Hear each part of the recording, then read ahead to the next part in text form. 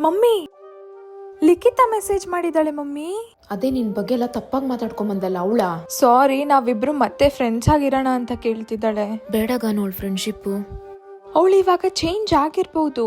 ಎಲ್ಲರೂ ತಪ್ಪು ಮಾಡೇ ಮಾಡ್ತಾರಲ್ವಾ ಅಮ್ಮಿ. ಒಂದು ಚಾನ್ಸ್ ಕೊಟ್ಟು ನೋಡೋಣ.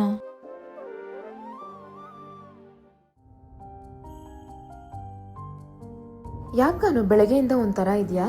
ಏನಿಲ್ಲ ಮಮ್ಮಿ.